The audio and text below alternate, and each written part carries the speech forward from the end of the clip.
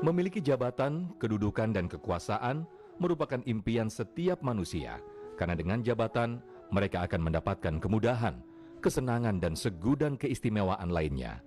Sehingga manusia berlomba-lomba untuk menjadi pemimpin, mulai dari level terendah sampai level tertinggi menjadi pejabat dan pemimpin negara. Dalam Islam, pemimpin dan kepemimpinan adalah kebutuhan dalam menjalani kehidupan sosial, baik dalam rumah tangga, perusahaan, masyarakat, bangsa, dan negara. Pentingnya keberadaan seorang pemimpin dijelaskan baik dalam Al-Quran maupun hadis Rasulullah SAW. Dalam sebuah hadis, Rasulullah SAW bersabda, "Jika ada 3 orang bepergian, hendaknya mereka mengangkat salah seorang di antara mereka menjadi pemimpin." Hadis riwayat Abu Dawud. Hadis ini secara jelas memberikan gambaran betapa Islam sangat memandang penting persoalan memilih pemimpin. Karena dalam Islam, pemimpin bukan saja bertanggung jawab untuk menjamin keadilan, kesejahteraan, dan keamanan bagi masyarakatnya, tetapi pemimpin juga sebagai sarana untuk mengaplikasikan nilai-nilai universal yang ada dalam Al-Quran dan hadis, sehingga melahirkan negeri yang baldatun, thayyibatun, warabun ghafur, yaitu negeri yang mendapatkan kemakmuran dunia dan akhirat. Namun, menjadi seorang pemimpin bukanlah hal yang mudah dan menyenangkan, karena dalam Islam, seorang pemimpin akan dimintai pertanggungjawaban atas apa yang dipimpinnya, bukan hanya di hadapan manusia, tapi di hadapan Allah Subhanahu wa Ta'ala. Rasulullah Shallallahu Alaihi Wasallam bersabda, "Setiap kalian adalah pemimpin, dan setiap pemimpin akan dimintai pertanggungjawabannya atas yang dipimpin." Hadis riwayat Bukhari. Lalu bagaimana sosok pemimpin dalam kacamata Islam? Apa saja kriteria seorang pemimpin yang ideal dalam Islam? Mari kita simak pembahasannya siang ini bersama guru-guru kita dalam program Damai Indonesiaku. Selamat menyaksikan.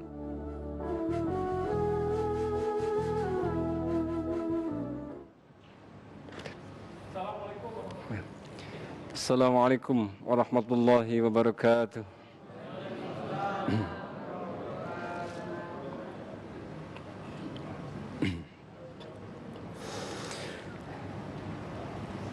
A'udzu billahi minasy syaithanir rajim.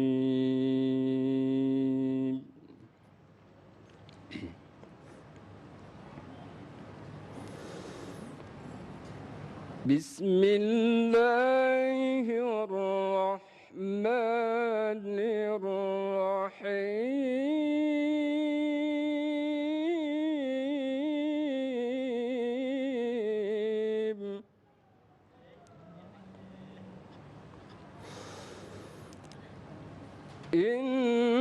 Inna Allaha ya'murukum an tu'addul amanati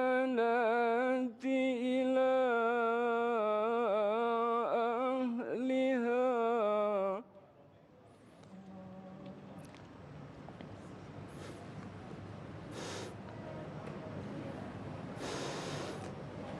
Inna Allaha ya'murukum an tu'addul amanati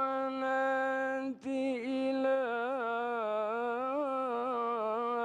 ahliha wa idza hakamtum bainan nas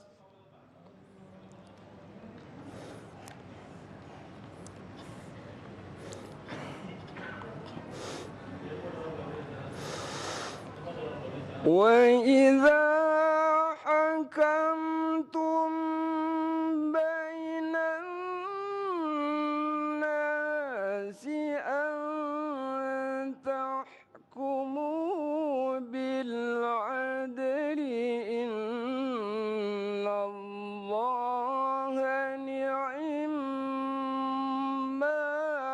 يَعِظُكُم بِهِ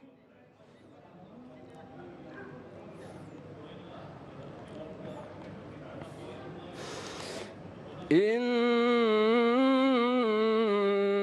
Allaha kana sami'an بصيرا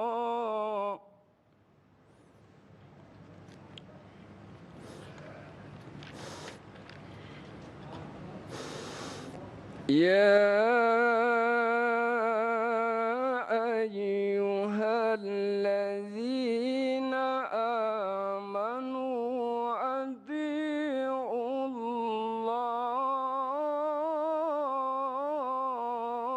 الله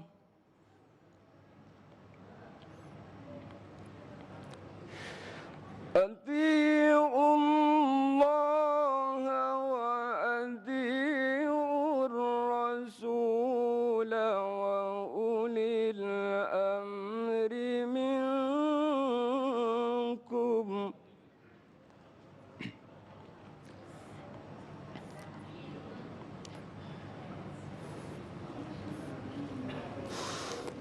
فإن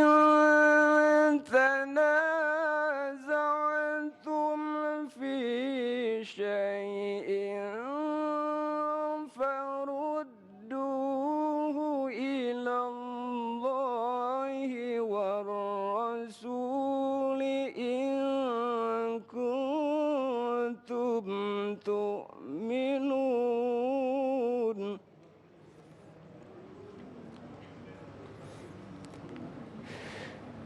إن كنتم تؤمنون بالله واليوم الآخر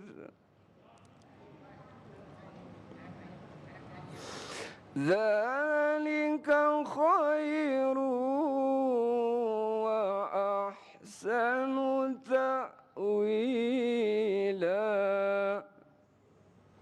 صدق الله العظيم ثم السلام عليكم ورحمة الله وبركاته Bismillahirrahmanirrahim. Assalamualaikum warahmatullahi wabarakatuh. Alhamdulillahirabbil alamin. Allahumma salli ala sayyidina Muhammad wa ala ali sayyidina Muhammad. Puji syukur kepada Allah yang mempertemukan kita kembali dalam majelis yang kita cintai, Majelis Ilmu Damai Indonesiaku yang kali ini kembali disiarkan secara langsung dari Masjid Al-Muhajirin Jalan Zeni, Komplek KPAD Jatiwaringin, Cipinang Melayu, Jakarta. Alhamdulillah dalam kesempatan kali ini tentu saja seperti biasa saya tidak hadir sendirian, telah hadir tengah-tengah kita Syasha Sabrina. Assalamualaikum Sasa. Waalaikumsalam Mas Agung. Apa sehat? kabar? Alhamdulillahirrahmanirrahim. Tema hari ini bisa dikatakan ngeri-ngeri sedap. Betul, dan sangat lekat dengan kehidupan sehari-hari ya Mas Agung That's ya. right. Insya Allah kita akan mendapatkan pemahaman dari guru-guru kita nanti. Siapa saja yang akan Ya. tampil hari ini? Hari ini guru kita telah hadir bersama Kiai Haji Jujun Junaidi, Kiai Haji Sumarno Syafi'i, dan Ustadz Aswan Faisal yang akan membahas tema pada hari ini yaitu sosok pemimpin dalam Islam. Dalam Islam. Jadi konteksnya adalah pemimpin yang kita sandarkan dalam aturan-aturan Islam. Ya. Nah nanti tentu saja bagi pemirsa yang ingin mengajukan pertanyaan barangkali sanggahan atau apapun, ada nanti segmentasi tanya jawab. Betul Ya. sekali. Baik pemirsa, inilah Damai Indonesiaku yang dipersembahkan oleh Sarung Wadimor, tentu sarung kita. Selamat mengikuti. Silakan.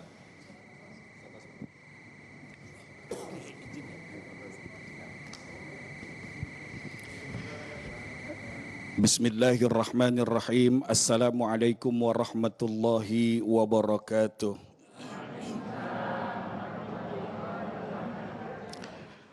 Alhamdulillahi rabbil alamin. Wabihi nasta'in ala umurid dunya waddin.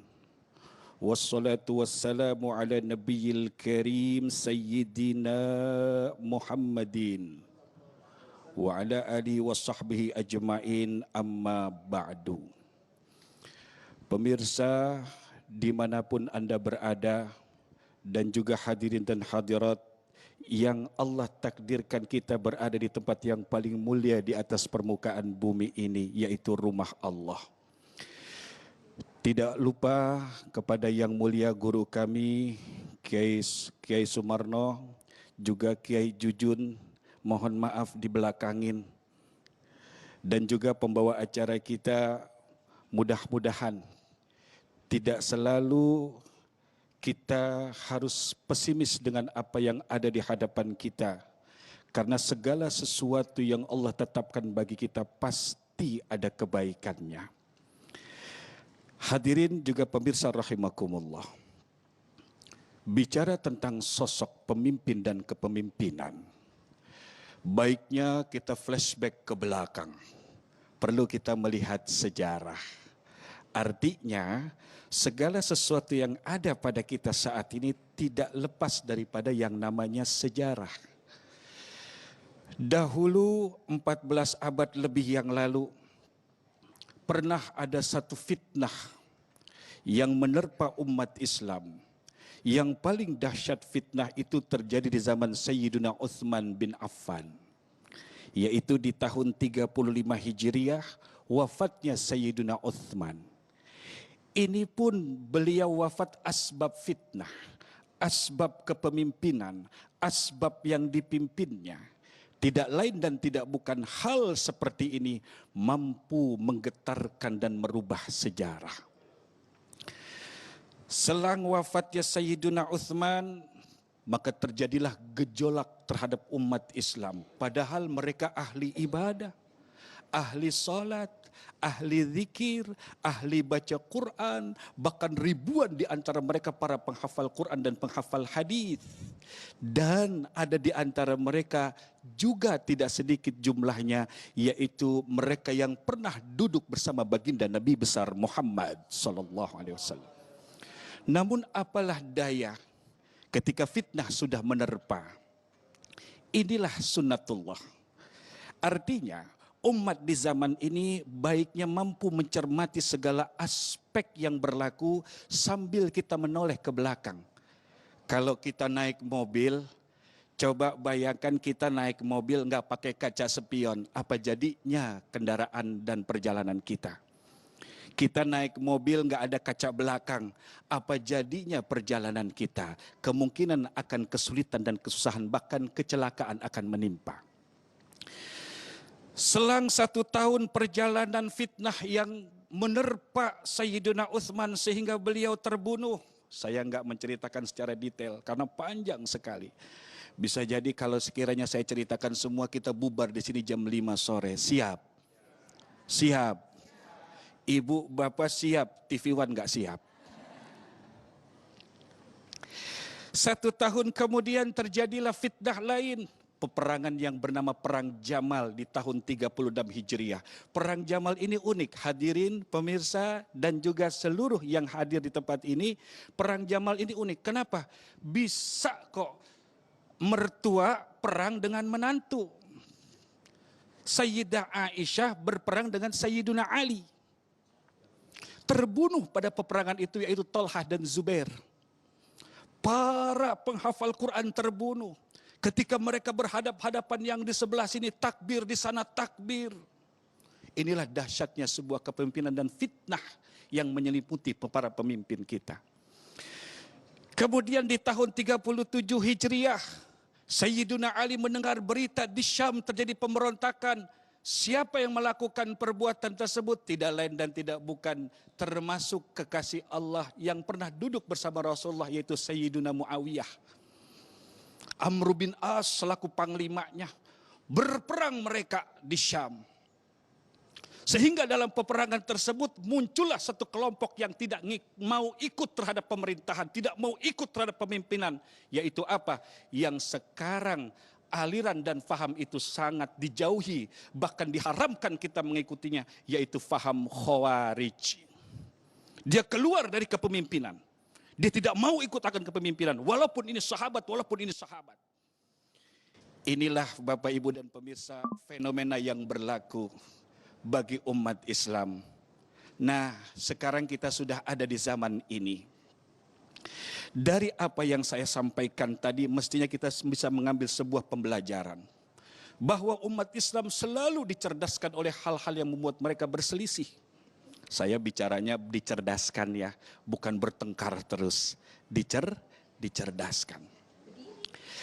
Karena itu ulama menerangkan kepada kita bahwa pemimpin ini adalah satu sosok yang sangat penting. Apalah artinya, apalah jadinya sebuah wilayah, sebuah daerah bila tanpa seorang pemimpin.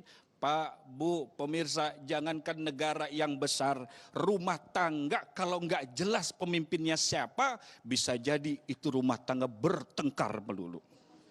Kata istrinya, saya pemimpin. Kata suaminya, saya pemimpin. Tapi begitu Al-Quran menerangkan, Ar-rijalu qawwamuna 'alan nisa, maka para wanita taat dan patuh tunduk kepada Allah. Karena takut akhirnya dia menjadikan suaminya sebagai seorang pemimpin. Karena itu kata Allah dalam Quran, A'udzubillahi minasyaitonirrajim. Ati'ullah wa ati'ur rasul wa ulil amri minkum. Taati Allah yang pertama dan taati Rasulullah yang kedua, wa ulil amri minkum, dan para pemimpin-pemimpin di antara kamu. Yang unik kalau kita sedikit membedah ayat ini, kalimat ati Allah tidak ada pada kalimat wa atiul amri minkum, enggak ada. Tetapi ketaatan kepada al-amru minna, para pemimpin di antara kami itu adalah mengikuti daripada Rasul dan Allah. Artinya, jangankan kita, bahkan para pemimpin pun harus taat kepada Allah dan Rasulnya. Kalau mereka memimpin di luar aturan Allah, mereka memimpin berseberangan dengan apa yang diajarkan oleh Rasulullah, maka tidak ada kewajiban bagi kita untuk mentaati mereka. Ini Al-Quran. Ini Al-Quran. Rasulullah sallallahu alaihi wasallam pernah menerangkan kepada kita bahwa ketika sahabat bertanya tentang seorang pemimpin yang selalu menuntut haknya namun menahan hak kami ya Rasulullah, apa pertanyaan sahabat kepada Rasul? Bagaimana sikap dan tindakan kami ya Rasulullah? Rasul agak kurang ngedengerin pertanyaan sahabat ini. Sahabat ini bertanya kedua kali atau yang ketiga kali. Setelah itu baru Rasul jawab, isma'u wa ati'u. Dengarkan mereka, taati dan patuhi mereka. Itu perintah Allah dan Rasulnya. Selain itu Al-Quran dan Rasulnya menerangkan kepada kita, di dalam kita mengikuti para aturan para pemerintah, kita pun menjauhkan dari segala fitnah.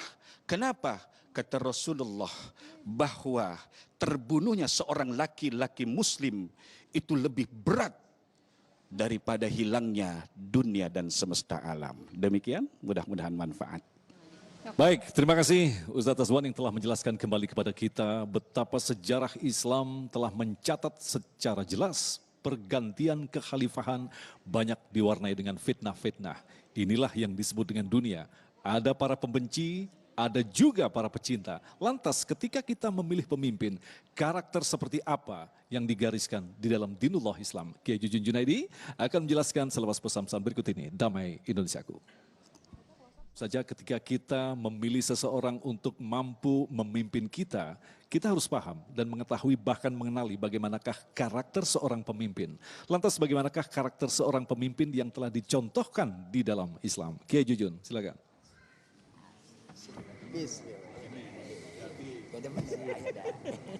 Bismillahirrahmanirrahim. Assalamualaikum warahmatullahi wabarakatuh. Alhamdulillahi rabbil alamin, wassalatu wassalamu ala syamsil mursalin wa qamarin nabiyyin wa sidrati muntahal arifin sayyidina Muhammadin sallallahu alaihi wasallam wa ala sahbi ajma'in, amma ba'd. Guru-guru yang saya hormati, Mas Agung, pemirsa yang di rumah dan seluruh hadirin di Masjid Al-Muhajirin. Ini menarik ini tentang kepemimpinan ini. Tapi saya lebih tertarik dengan ayat yang dibacakan oleh Qori tadi. Surat An-Nisa ayat 58 dan 59. Berdampingan tuh ayat. Ayat pertama didahului oleh Innallaha ya'murukum an tu'addul amanati ila ahliha. Allah menyuruh kita memberikan amanat kepada ahlinya. Kepemimpinan itu adalah amanat. Maka orang yang menyuruh seorang menjadi pemimpin, maka harus memberikan kepemimpinan pada ahlinya. Kalau tidak diberikan pada ahlinya, maka tunggu kehancurannya. Jadi kalau masyarakat merasakan sesuatu yang tidak baik, tidak enak, salah Anda. Kenapa memberikan kepemimpinan pada orang yang bukan ahlinya? Hati-hati Bu.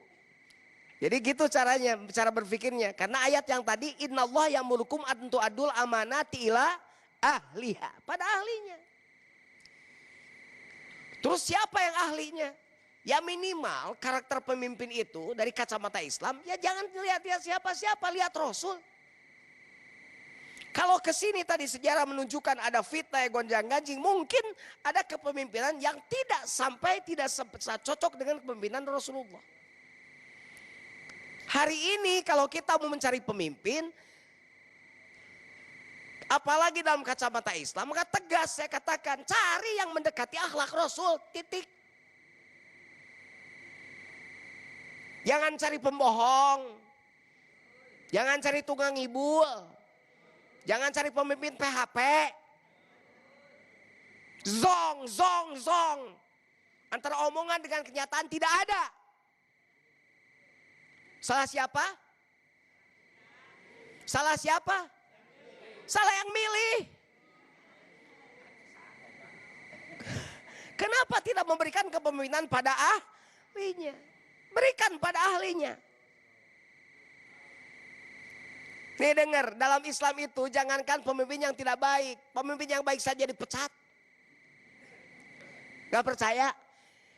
Ada orang yang tukang perang, pemimpin perang, panglima perang, tidak pernah kalah perangnya. Luar biasa pokoknya, ditaklukkan semua kafir. Tiba-tiba dia dapat surat dari Khalifah Umar bin Khattab. Hei Khalid bin Walid, kamu dipecat. Namanya Khalid bin Walid, dipecat. Pada orang baik, orang jujur, dipecat. Kaget kan Khalid bin Walid, kok aku dipecat sih? Baliklah menghadap Khalifah. Khalifah, Amirul Mukminin, saya mau nanya, kenapa saya dipecat? Apa kesalahan saya? Kamu tidak punya salah apa-apa. Urusan memecat boleh, itu kan hak Anda. Tapi saya mau tahu alasan apa, reasoningnya apa Anda memecat saya. Tidak ada apa-apa. Saya cuma takut kamu sombong. Kamu disanjung, kamu dipuja, semua orang meneriakan nama kamu Khalid, hidup Khalid, hidup Khalid.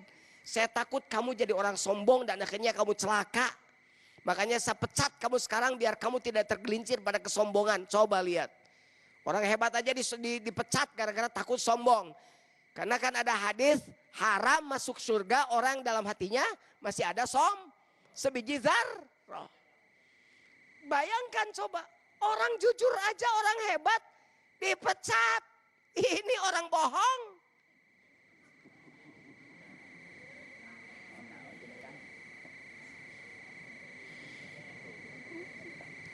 Nah, makanya yuk sekarang mari balik lagi pada ayat tadi. Innallaha ya'murukum an tu'addul amanati ila yang kenceng ila. Iya dong. Kasih pada yang ahli. Minimal yang menguasai tentang dunia, yang menguasai tentang politik dunia, yang menguasai tentang semuanya, yang paham tentang bagaimana keinginan masyarakat, kan harus sidik, harus jujur, harus benar, kan harus amanah, harus bertanggung jawab, dapat dipercaya, jangan menyalahgunakan kepercayaan masyarakat. Kan harus takut pada Allah. Kalau pemimpin tidak takut pada Allah, dia semena-mena. Dia tidak akan tahu bahwa semua kepemimpinannya akan ditanya, semua janjinya akan dipinta pertanggungjawaban. Wa ufu bil ahdi innal ahda kana mas'ula. Tunaikan janjimu, sesungguhnya janji akan diminta pertanggungjawaban di hadapan Allah. Dasarnya karena takut pada Allah. Dia tidak akan memikirkan tentang dunia. Kenapa? Karena akhirat bagi dia lebih utama daripada dunia. Innamal hayatud dunya la'aibu wa lahwun wa anna darul akhirah lahiyal hayawan law kanu ya'lamun. Kehidupan dunia ini bersenda gurau. Kehidupan akhirat adalah kehidupan yang paling utama, yang sebaik-baik kehidupan. Mikir pemimpin itu kalau yang benar, yang ahli, yang beriman, yang takut pada Allah. Bukan pada Allah tidak takut, pemimpin tara sholat acan. Coba sekali-kali cari pemimpin yang baca Qur'annya bener lah. Baca Fatihahnya bener aja dulu, minimal. Sholatnya bener, yang salamnya bagus. Gampang lah, jauh-jauh, terlalu jauh kalau seperti Rasul. Minimal bisa baca Fatihah yang bener minimal. Weh, weh rakyat, weh. Coba sekali-kali ujinya baca Fatihah di depan rakyat. Supaya benar. Jangan sampai pemimpin suruh berdoa jadi salah. Robbana atina fid dunya hasanah wa fil akhirati hum yuqinun. Wah, salah.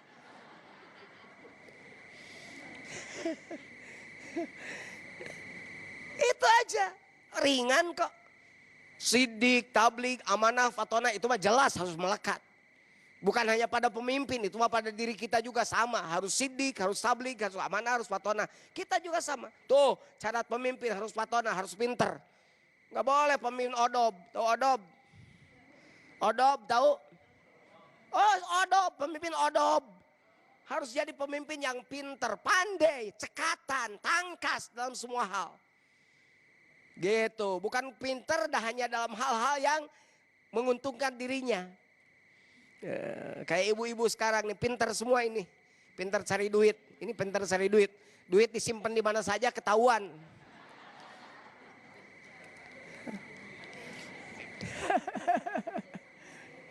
Subhanallah. Jadi ayat tadi itu, dua ayat itu bergabung. Baru kalau sudah begitu, ya ayyuhalladzina amanu athi'ullaha wa athi'ur rasul wa ulil amri minkum. Dan ulil amri di antara kamu. Artinya apa? Ulil amri yang apa? Yang sesuai dengan karakteristik yang diajarkan oleh Allah dan Rasulnya. Makanya bareng atiullah wa atiur rasul wa ulil amri minkum. Ataf wawunya. Al-atfu bil wawi limutlaqil jam'i. Atau pakai waw menunjukkan kumpul semuanya. Taat pada Allah, taat pada Rasul, dan taat pada pemimpin. Terima kasih. Assalamualaikum warahmatullahi wabarakatuh. Waalaikumsalam warahmatullahi wabarakatuh. Masya Allah, Tosya luar biasa dari Kiai Jujun. Terima kasih Kiai. Ya tadi bagaimana kita harus memiliki karakter-karakter pemimpin. Bukan hanya pemimpin yang memimpin orang lain saja, tapi pemimpin untuk diri sendiri juga ya.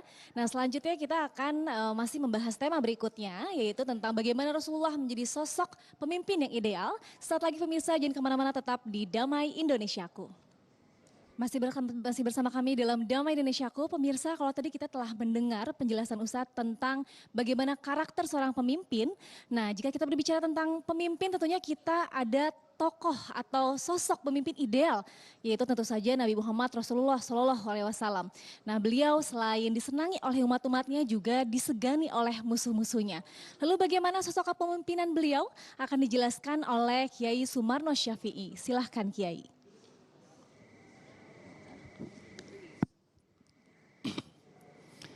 Assalamualaikum warahmatullahi wabarakatuh. Bismillah walhamdulillah wal khair wa syarr bi masyiatillah. Summa salatu wassalamu ala rasulillah. Sayyidina wa nabiyina wa qurrati a'yunina Muhammad. Wa ala alihi wa sahbihi wa man tabi'ahu huda ila akhiri ayami amma ba'd.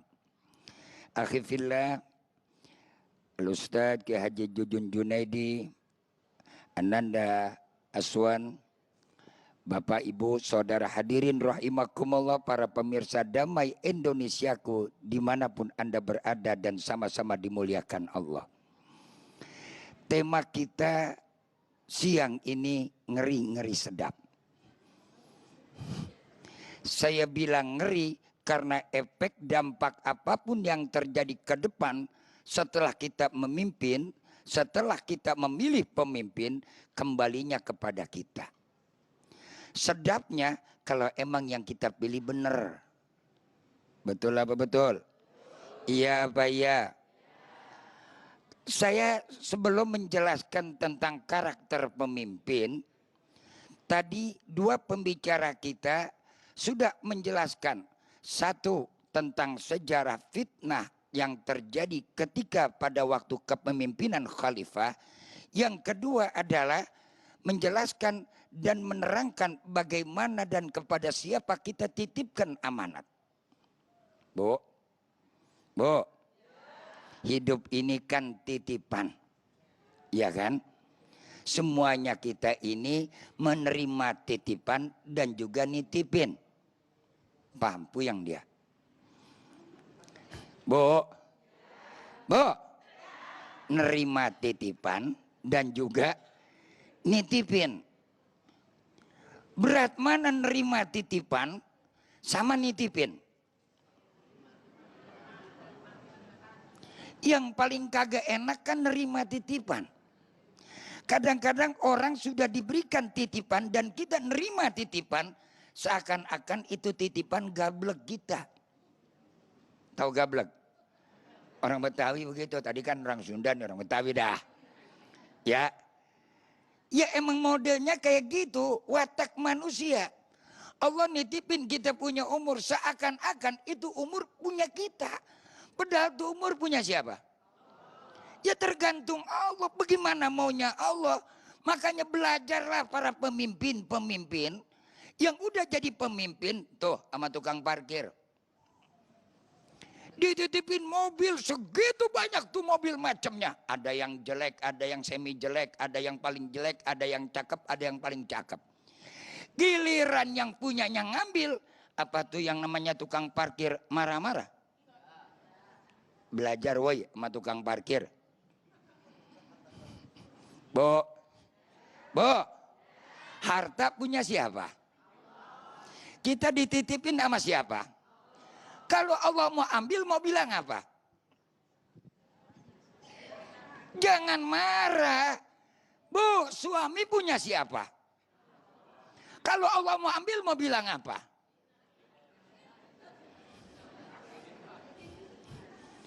Makanya jelaskan, paham? Paham nggak? Artinya sekarang semuanya tergantung bagaimana kita ke depan. Kondisi hari ini yang ramai di negeri kita, ini kan baru orang yang dicalonkan, belum mencalonkan, woi. Ini baru yang dicalonkan, belum mencalonkan. Bingung lagi dia, puyang kuang. Yang sekarang rame baru di apa ini? Baru dicalonkan, udah mencalonkan belum? Makanya ke depan yang kita hadap, biarinlah. Ya namanya orang yang dicalonkan pasti rame, banyak haters, banyak lovers. Besok kita harus jadi yang namanya pemberi amanah, pemberi titipan. Harus kita hindarkan diri kita jadi lovers dan juga hindarkan diri kita jadi haters. Cerdas itu tadi. Innallaha ni'ma ya'idzukum bih. Allah memberikan yang namanya pelajaran yang baik kepada kamu. Jangan sampai timbulnya fitnah. Sekarang belum mencalonkan, fitnah udah gentayangan, geliaran di mana-mana. Beduh, ramenya udah kayak perang Rusia sama Ukraina. Serem apa seram? Serem apa seram? Padahal yang dicalonkan belum tentu juga mencalonkan. Ini kan baru rame. Di Pinang belum. Di khitbah belum. Lagunya udah kayak laki bini. Najis gue ngeliatinnya. Iya Pak ya. Iya Pak ya. Ada yang lari sono lari sini. Rame, serem. Itulah yang namanya fenomena orang pacaran. Anggaplah sekarang negeri kita sedang bermesraan dengan kekuasaan. Ya namanya orang bermesraan. Apa yang nama bermesraan itu lambangnya cinta. Mesra itu adalah pengkhianat cinta. Dan cinta itu tidak kenal kemesraan. Yes.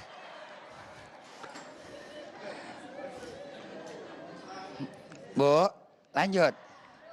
Lanjut. Lalu siapa Pak besok karakter yang kita pilih? Gampang. Kalau kita memilih pemimpin, contohnya kita pilih imam dah. Iya kan? Yang kita pilih imam kan kita sholat berjamaah. Al-Islamu bil jamaah wal jamaah bil imamah wal imamah bil ta'ah. Tidak akan adanya Islam kalau tanpa ada ketaatan. Dan Islam bisa bergerak jalan dengan hebat kalau memang adanya pemimpin. Jadi umat Islam wajib punya pemimpin dan kita umat Islam wajib milih pemimpin. Lalu pemimpin yang bagaimana Pak yang kita pilih? Yang gampang contohnya dalam sholat. Bukan yang tua. Orang tua mau banyak banget. No, yang matang kejemur. Sampai putih tuh jenggotnya. Jenggot. Apa yang tuanya doang Pak? Oh enggak. Yang dipilih dalam imam tuh yang pertama adalah afsah. Orang yang paling fasih. Yang benar bacaannya. Yang jelas omongannya. Orang Betawi bilang yang cetak. Tahu cetak?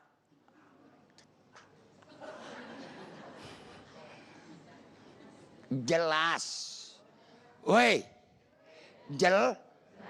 Jelas. Lah kalau orang swing kagak jelas jadi imam.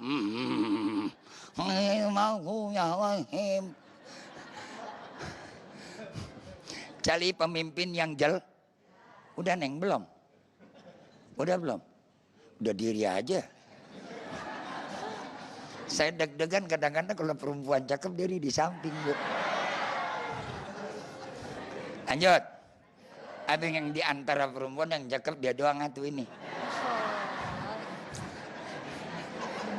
Yang jelas. Itu kan kalau begini jelas enak kelihatan. Jelas kagak? Lah kalau pemimpin matanya remeng-remeng, pikirannya remeng-remeng. Lah kacau urusan. Yang diurus ini negara Pak. Lah kalau ibu aja nyari suami pemimpin kagak jelas. Kacau kagak rumah tangga? Kadang-kadang senang, kadang-kadang gede sama kita. Yang jelas jikalau kau cinta, katakan cintamu. Tunjukkan rasa sayang dan cintamu. Jikalau kau benci, tunjukkan rasa kebencianmu kepada diriku. Jangan kau berada di antara cinta dan benci. Asik. Enggak ngerayu. Tuh, Afsah. Yang kedua, a'lam. Siapa pemimpin yang kedua? Yang paling ngerti, tahu situasi, yang jelas rekam jejaknya, yang ketahuan dari hasilnya, bukan sekedar janji dan omongannya doang. Hidup bukan pakai bayang-bayang, life is real. Hidup itu real, walaupun di dalamnya penuh dengan misteri. Next time, see you again. Baik, terima kasih banyak Kiai Haji Sumarno Syafi'i, tausya yang luar biasa ya para pemirsa. Dan ini kita pasti banyak pertanyaan dari para jemaah. Sudah ada satu pertanyaan dari Bapak di sebelah saya. Bapak siapa Pak? Nama saya Dodi. Bapak Dodi, mangga silakan pertanyaannya disampaikan Pak. Assalamualaikum warahmatullahi wabarakatuh. Izin bertanya Pak Kiai. Ya. Apakah ada doa khusus atau amal-amalan khusus dalam memilih pemimpin yang amanah?